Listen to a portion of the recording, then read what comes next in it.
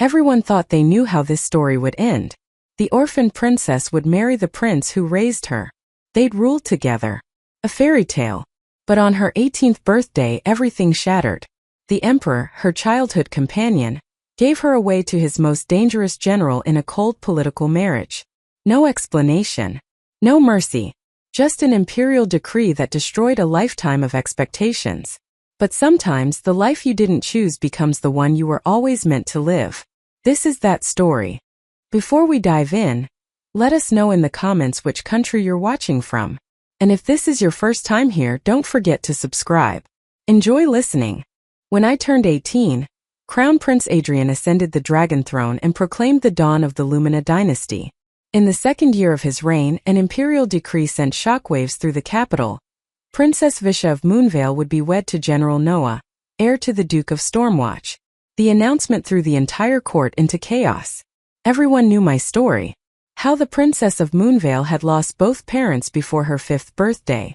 How the Empress Dowager had taken me into the palace, raising me as her own. How I had grown up side by side with Adrian, the current emperor, sharing tutors, meals, and whispered secrets under moonlit pavilions. For 13 years we were inseparable. When Adrian studied military strategy, I sat beside him. When he practiced calligraphy, I ground his ink. When he snuck out to the night markets, I covered for him. And when his father, the late emperor, finally acknowledged him as crown prince, I was the first person he told. Everyone believed I would become empress. The noble ladies whispered about it at tea ceremonies. Ministers discussed it in hushed tones.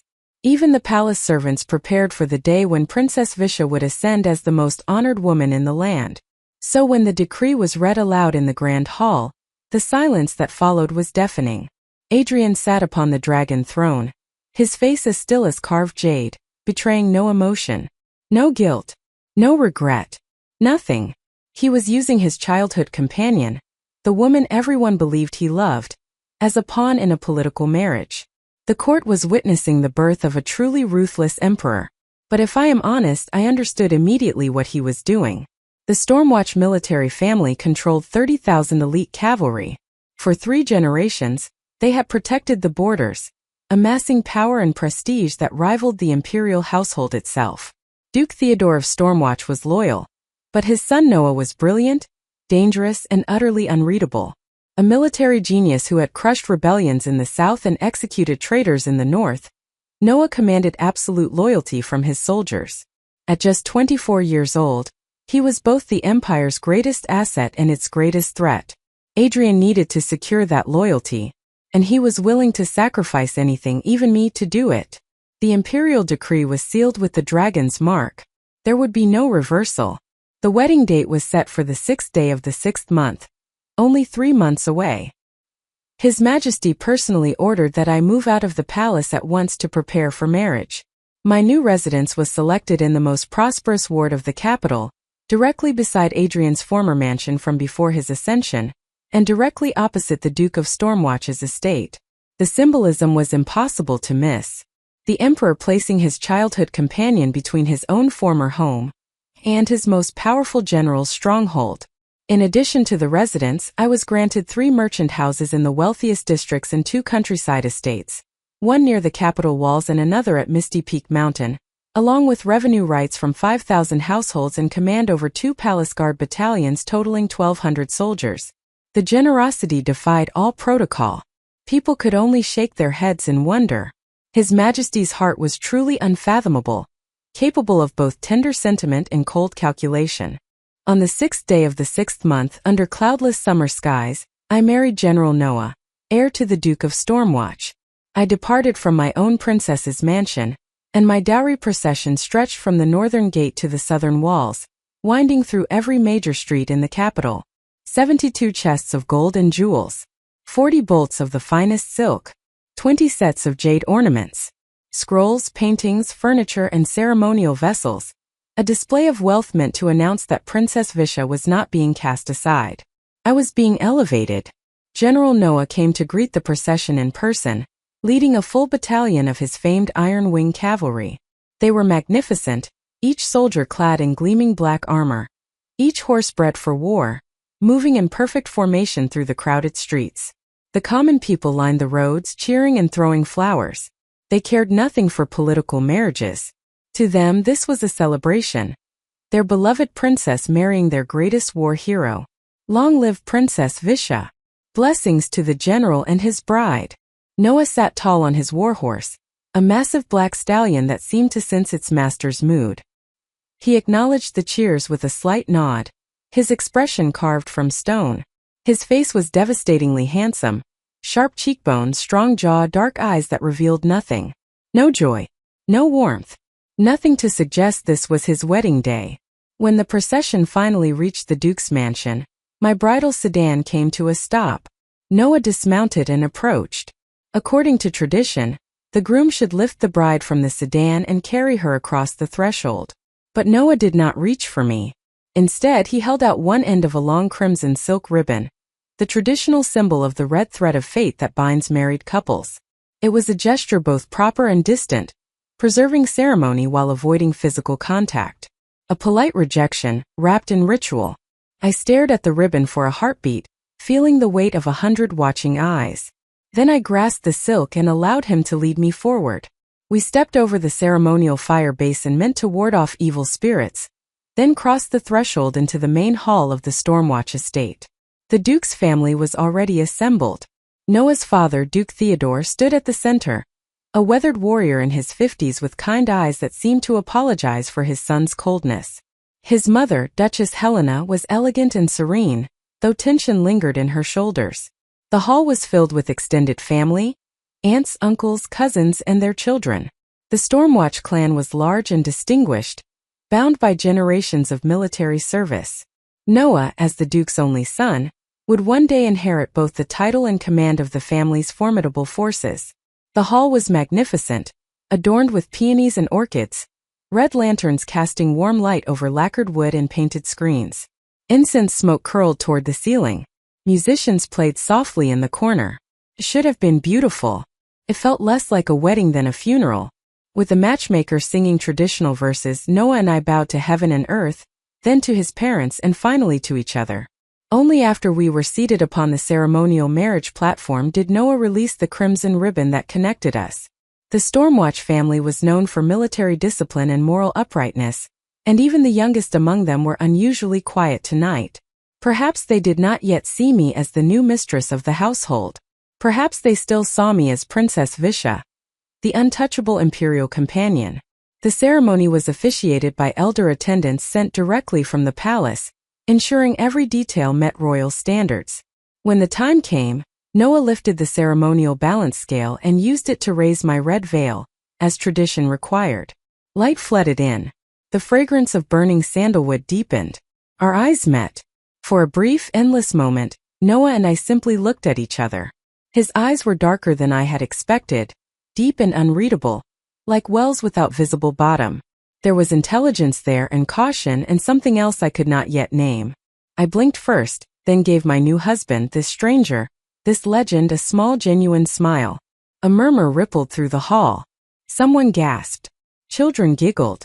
The tension loosened, dissolving like mist beneath the morning sun. Red candles flickered. Warmth spread through the air. Someone began to sing softly. When autumn wind meets spring rain, their union surpasses 10,000 bonds on earth. Having lived most of my life in the imperial palace, I had always been praised for my intelligence and grace.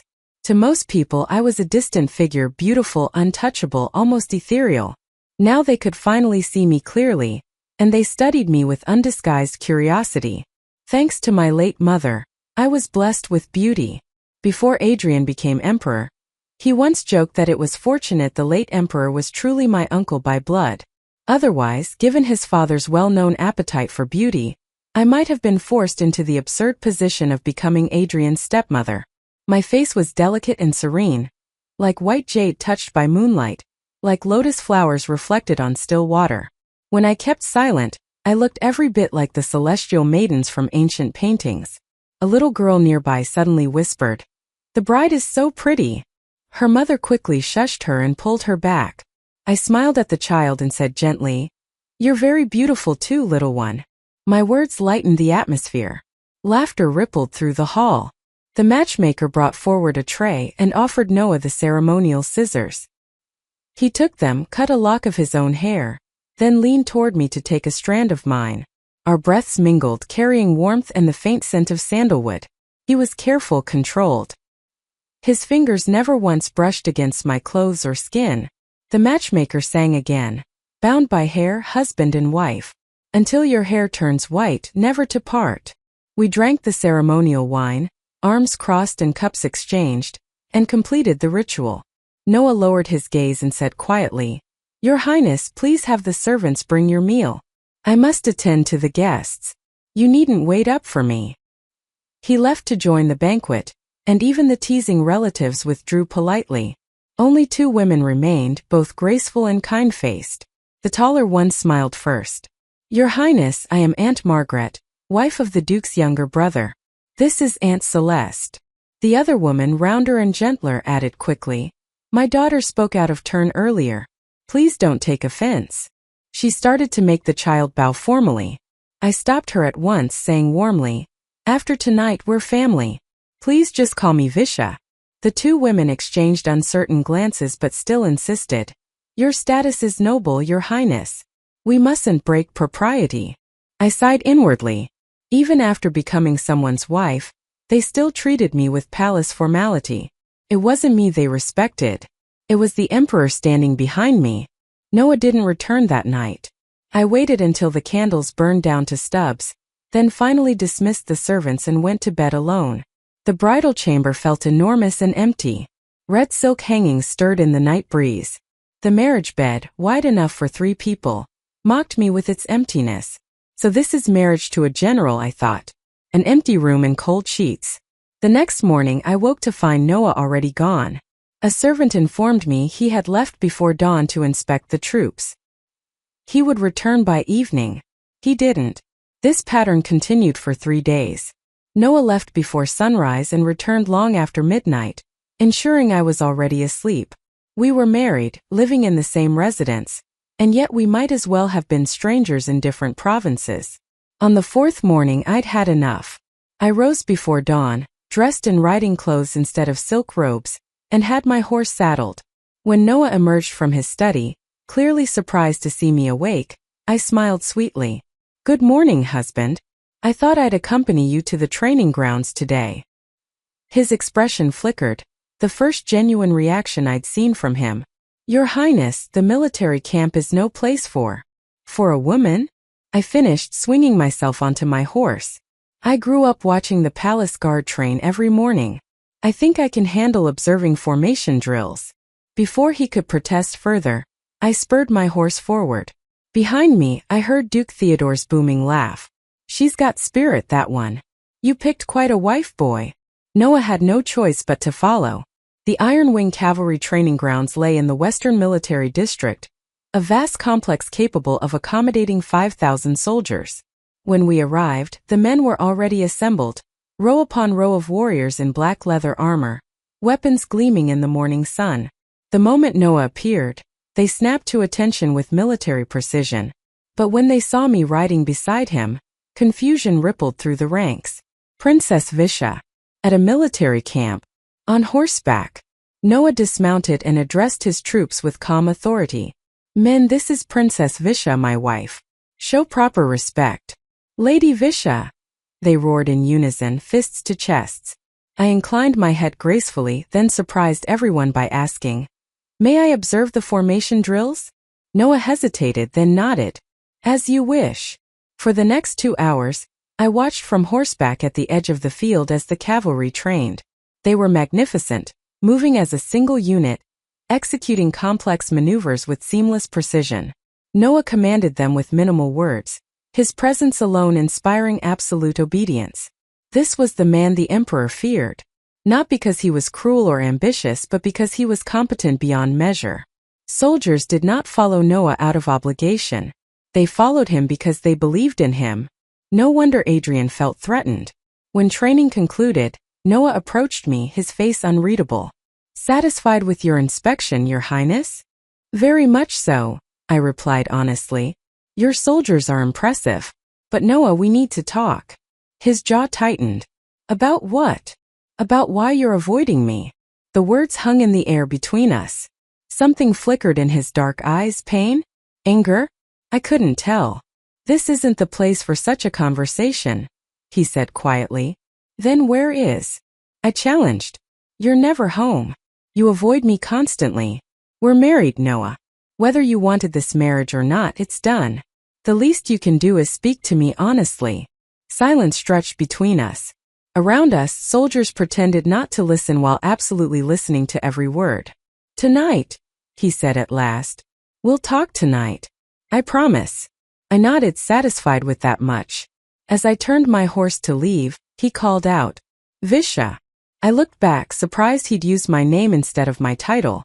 You ride well, he said. It was the first compliment he'd given me. Small but genuine. I smiled. Thank you, husband. That evening, Noah actually returned before midnight. I was in the garden, playing a cheen, the 7-string zither my mother had taught me before she died. The melody was melancholy, a song of separation and longing. When I finished, I looked up to find Noah standing at the garden entrance, watching me. How long have you been there? I asked. Long enough. He moved closer, sitting on the stone bench opposite mine. In the lantern light, his face looked softer, younger. You play beautifully. My mother taught me. Before she died. I know. His voice was gentle. Everyone knows your story, princess. The tragedy of Moonvale. How you lost everything. Not everything, I corrected. I had Adrian. He was my family. Noah's expression darkened. And now he's given you away. To you, I pointed out. Why does that bother you so much? He was quiet, then finally said, Because I know why he did it. So do I replied calmly. He needs to secure your loyalty. The Stormwatch family is too powerful.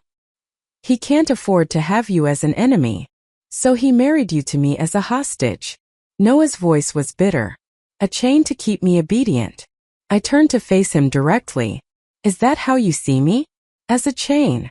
I see you, he said slowly, as a woman who deserves better than a political marriage to a man who can never give you what you want.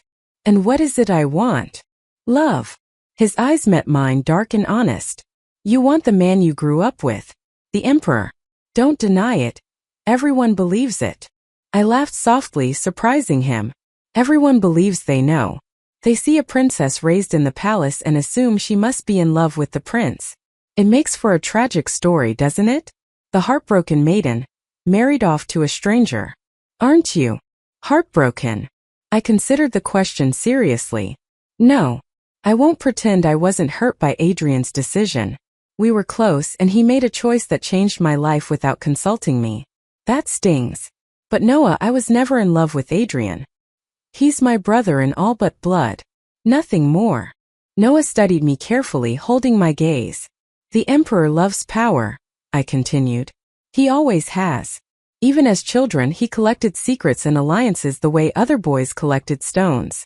I understood him well enough to know I would never be his empress. An empress is a companion, a partner. Adrian doesn't want a partner. He wants an empire. Then why did he give you such lavish gifts? Noah asked. Why place you between his old mansion and my estate? Why all this theater if he doesn't care for you? Because he does care, I said patiently. Just not romantically. Adrian is my family. He wants to ensure I'm protected. The gifts, the location, the ceremony, all of it is his way of telling the world and telling you that I matter. That anyone who harms me answers to the Emperor himself. Noah absorbed this in silence. So I'm meant to be both your husband and your bodyguard? You're meant to be my partner, I corrected. That's why Adrian chose you.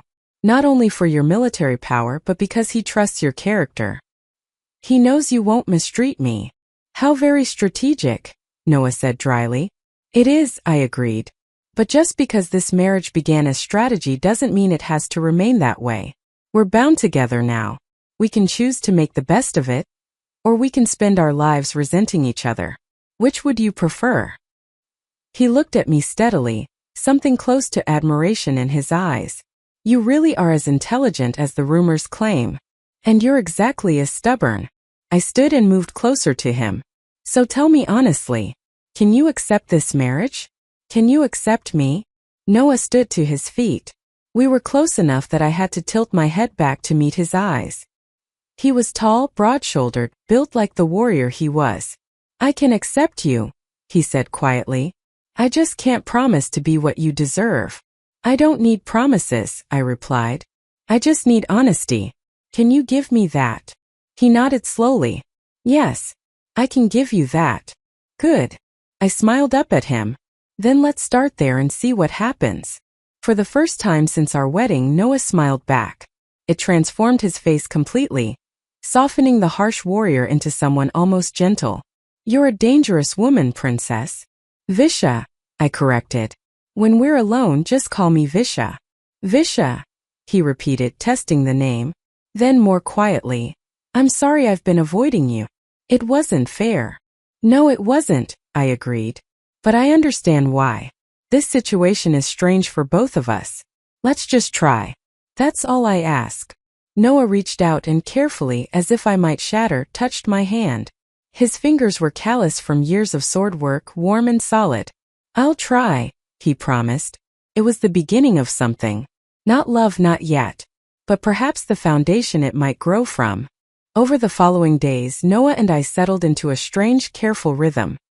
He no longer avoided me, but neither of us crossed invisible lines. Each morning, he joined me for breakfast in the garden before leaving for his military duties.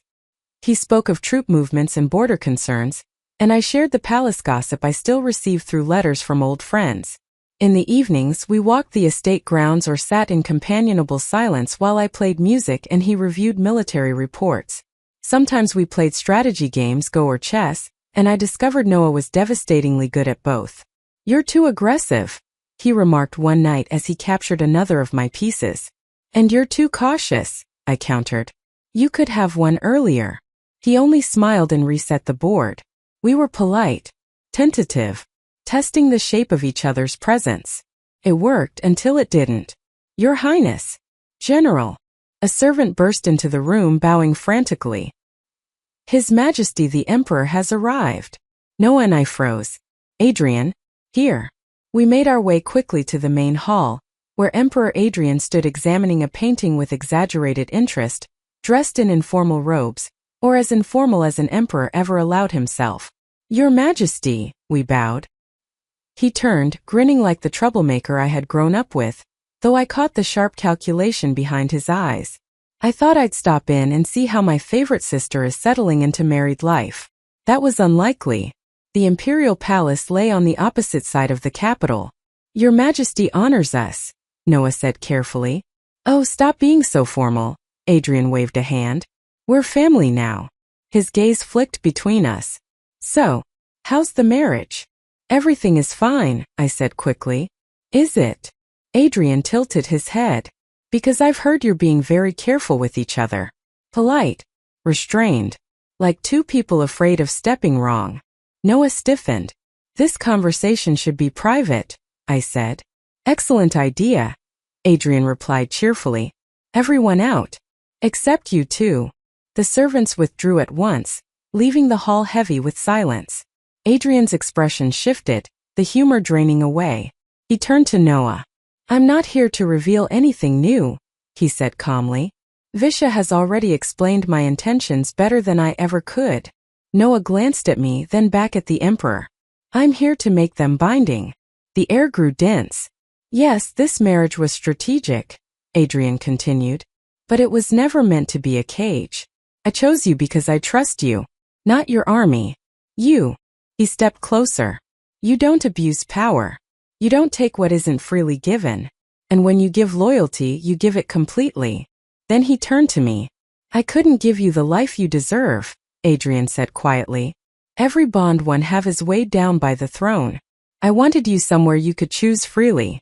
He looked between us. This marriage is not a chain. It's a shield.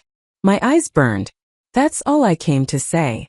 Adrian straightened and moved toward the door, then paused, his gaze locking onto Noah, cold and absolute. If you ever hurt her, I will personally destroy you. Are we clear? Noah dropped to one knee. Perfectly, Your Majesty. Adrian nodded, satisfied. The warmth returned to his expression as he looked at me. Be happy, Visha. That's an order.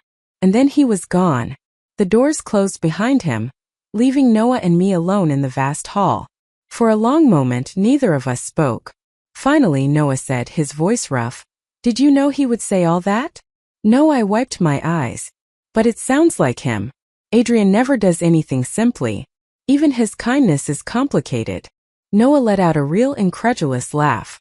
The Emperor just threatened to ruin me if I mistreat you, and you call it kindness? Because it is, I said softly. In his way. He gave us permission to be more than pieces on a board. Noah stepped closer, studying my face. Do you want that? To be more than an arrangement? My heart pounded. Do you? Instead of answering, he reached out and gently cupped my face, his thumb brushing away a tear. I've been a coward, he admitted, keeping my distance, telling myself it was honorable. But the truth is, I was afraid. Of what? Of wanting you. His voice dropped. From the moment I lifted your veil, Visha, I wanted you. And I thought I was the consolation prize. I couldn't bear wanting someone who would never truly want me back. Noah. I covered his hand with mine. You're not a consolation prize. His eyes darkened. If we do this, truly do this, I won't do it halfway. I'll want all of you. Your heart. Your trust. Everything. Then it's fortunate, I said, rising onto my toes until our faces were inches apart, that I want exactly the same thing. Noah kissed me. It wasn't gentle. It was desperate, like something long restrained finally breaking free. His arms wrapped around me, pulling me close, and I melted into him. He tasted of tea and determination. When we finally parted, breathless, he rested his forehead against mine. I should court you properly, he murmured. We're already married, I said softly. I think we can skip a few steps. He laughed. Even so, I want you to know you're choosing me, not obligation. Then court me, I said, smiling. Show me who you are beneath the armor. Let me show you who I am beyond the princess. And then we'll see where it leads. I kissed him again, softer this time. Somewhere good. And so our story truly began. Over the following weeks, Noah courted me with an intensity that left me breathless. He brought me wildflowers from the mountains during his military patrols. He commissioned a master craftsman to create a new chain for me, its surface inlaid with mother-of-pearl in patterns that echoed the embroidery on my wedding robes.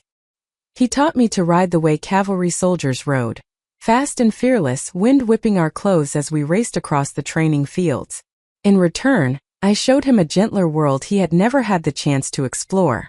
I taught him calligraphy, laughing as his soldiers' hands struggled with the delicate brushwork. I introduced him to poetry and music beyond the beat of war drums. When he spoke of military dilemmas, I listened, questioned, and offered perspectives he had never considered. We talked for hours about everything: politics, philosophy, dreams for the future. Noah told me about his childhood, growing up beneath the weight of military expectations. I told him about the loneliness of being a princess without a kingdom. Always welcomed, never quite belonging. You belong now, Noah said one evening as we sat together in the garden, my head resting against his shoulder. Here. With me. I smiled, lacing my fingers through his. Yes, I do. 3 months after our wedding, on a warm autumn night, Noah finally led me to his chambers. Not the bridal suite we had used only for ceremony, but his private rooms, simpler, more personal, filled with military maps, worn books, and the familiar scent of sandalwood. Are you certain? He asked one last time, his hand trembling slightly as it cupped my face. I've never been more certain of anything, I replied. That night we truly became husband and wife. It was everything I had hoped for. Tender and passionate, intense and sweet, two people finally laying down their defenses and choosing each other without reservation. Afterward, as we lay entwined, Noah traced idle patterns along my shoulder and whispered, I love you, Visha. I don't know when it happened, but I do. Completely. I turned to face him, studying his beloved features in the soft candlelight. I love you too.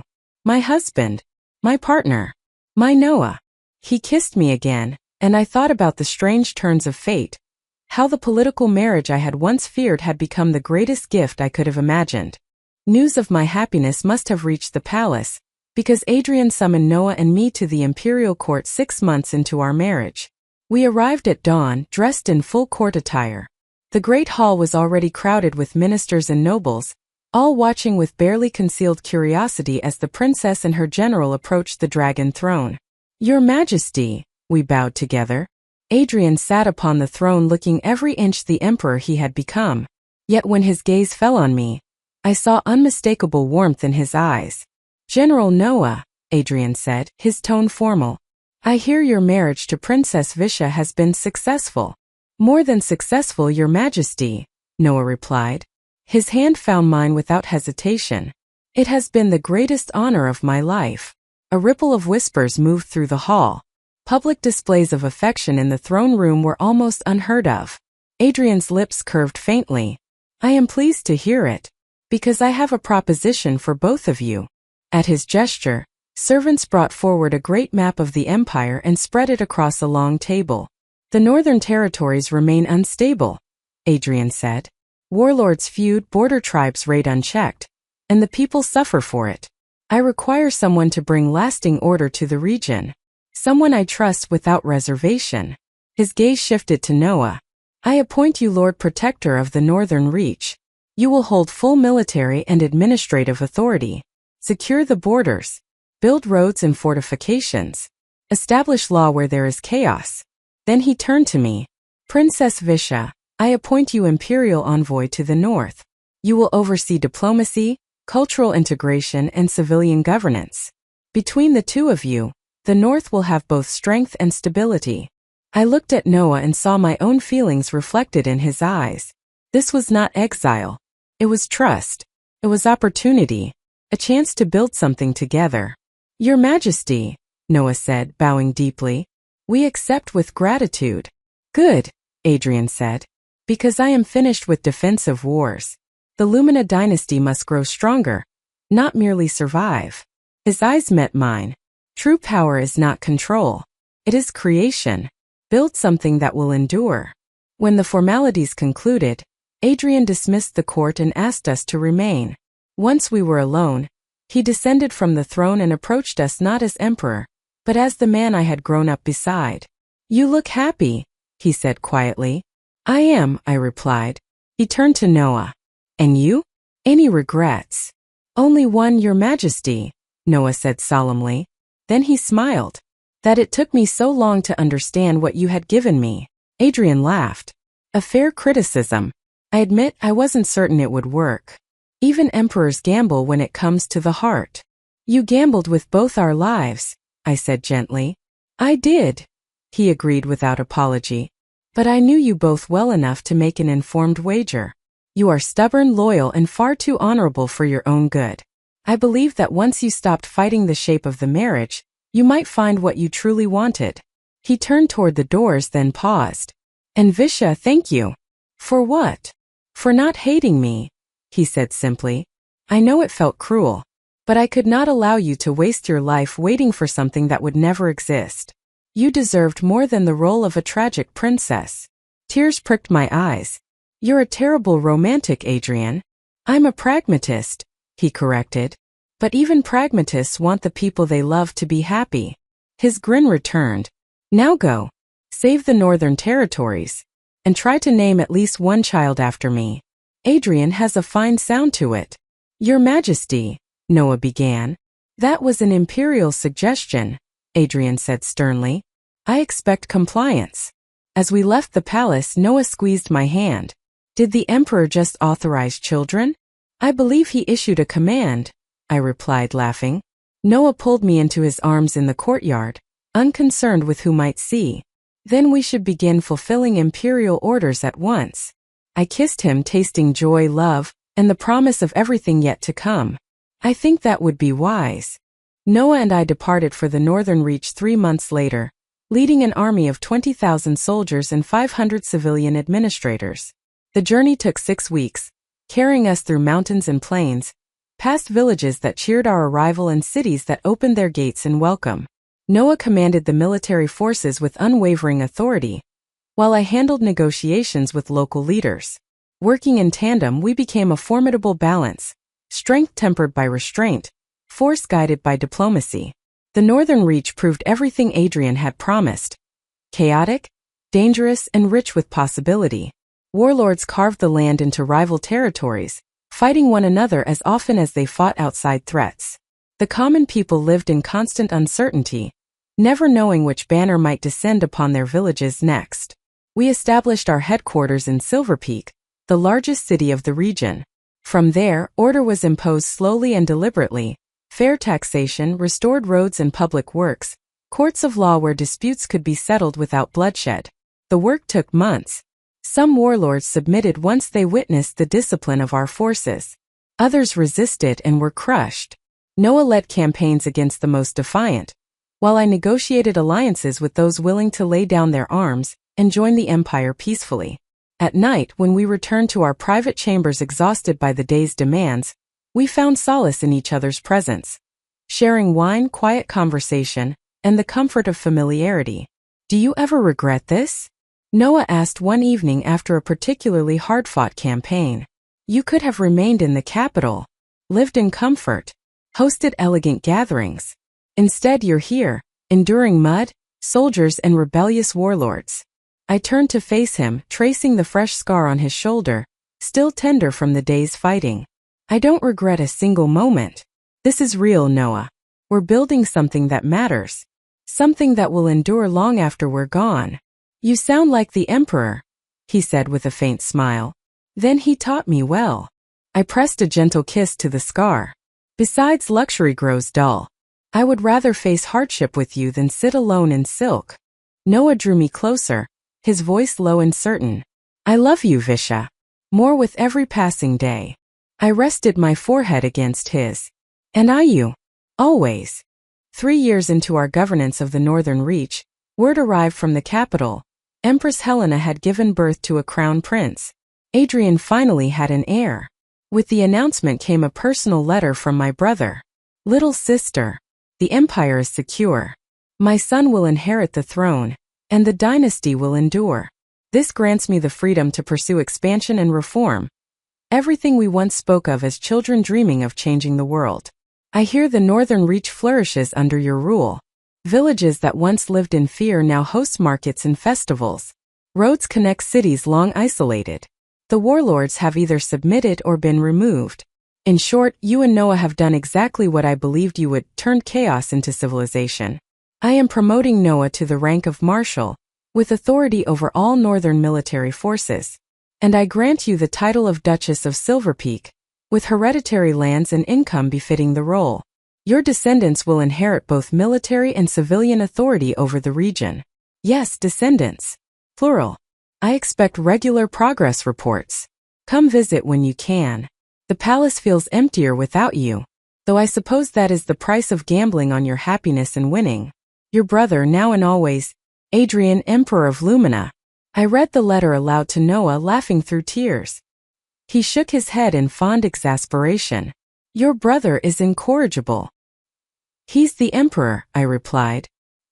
"He's allowed to be." Noah drew me into his lap, his hands settling at my waist. "About those children he mentioned." I smiled, guiding his hand to my belly, where our first child was already growing. "I think we're ahead of schedule on that imperial directive." His eyes widened. "You're? Visha, why didn't you tell me?" "I only learned yesterday," I said softly. I wanted the moment to be right. Noah kissed me with such reverence it made my heart ache. "A child. We're having a child." "We are," I said. "A daughter, I think. I want to name her Celine." "Celine." He tested the name then smiled. "Perfect. Though if it's a boy, we are honor-bound to name him Adrian." I smiled. "Agreed." Our daughter was born 7 months later, in the heart of winter, when snow lay thick over Silver Peak. She had my eyes and Noah's stubborn chin, and from her first breath, she was a promise fulfilled. When we sent word to the capital, Adrian's response was predictably extravagant. An imperial decree naming Princess Celine of Silver Peak a treasure of the empire, accompanied by gifts so lavish they required 3 wagons to transport. "Your brother is going to spoil her beyond reason," Noah observed as we sorted through jade toys and silk blankets. "He spoils everyone he loves," I said, watching our daughter sleep peacefully. It's one of his few weaknesses. Noah wrapped his arms around me from behind, resting his chin atop my head. Do you ever wonder what might have happened if things had gone differently? If the emperor had married you instead? I considered the question carefully. I think I would have been unhappy. Adrian needs an empress who thrives on court politics and power. That was never me. I turned in his arms to face him. I needed this. Partnership. Building something real. A life that feels earned. Even when it's covered in mud, he teased. Especially then. Kissed him. You're bound to me, Marshal Noah. For the rest of our lives. Good, he murmured. Because I would choose this life again every time. 5 years after our arrival in the Northern Reach, the transformation was complete. What had once been a patchwork of warring territories had become a prosperous province. Roads linked every major city. Markets thrived. Learning halls taught common children their characters and numbers. Magistrates heard disputes openly and rendered judgments according to law. Most importantly, the people no longer lived in fear. Noah commanded respect from soldiers and former warlords alike, not through intimidation, but through competence and honor. His victories were legendary, but so was his restraint in dealing with defeated enemies. I forged diplomatic ties with neighboring kingdoms, turning potential threats into trading partners. The cultural exchange programs I established drew scholars, artists, and merchants from across the known world to Silver Peak, transforming it into a center of learning and innovation. Together, we had built something extraordinary. When Adrian finally visited the Northern Reach, a rare journey for an emperor who seldom left the capital, he stood atop Silver Peak's walls, gazing out over the thriving city with undisguised pride. You've done well, little sister, he said quietly. Better than I imagined. We both did, I replied, gesturing toward the courtyard below where Noah drilled troops. You were right. About him. About us. Adrian smiled. I am always right. I am the emperor. You're insufferable, I said fondly. That too. He turned serious. But truly, Visha, thank you. For trusting me when I seemed cruel. For taking the chance I offered. For proving that even political marriages can become something real. Did you ever doubt it would work? I asked. Honestly? A little. He grinned. But concealing doubt is an essential imperial skill. Noah joined us on the wall and bowed. Your Majesty. The troops are prepared for inspection. Excellent. Adrian clapped him on the shoulder. Walk with me. I want to see everything you've built. For 3 days we showed him the Northern Reach. Its learning halls and medical houses, its roads and markets. Adrian asked sharp questions, challenged assumptions, and urged us to think even further ahead. On his final evening, he hosted a private dinner for just the 3 of us, along with 4-year-old Celine and our newborn son Adrian. Yes, we had kept our promise. To family, Adrian toasted. Both the one we're born into and the one we choose. To family, Noah and I echoed. Celine raised her cup of milk solemnly. To Papa and Mama, Adrian laughed, eyes warm. And to brave little princesses who will undoubtedly cause their father many sleepless nights in about 12 years. Noah groaned. Don't remind me. I watched them, the emperor, the marshal, and my infant son, and felt something settle deep in my chest. This was family. Not perfect.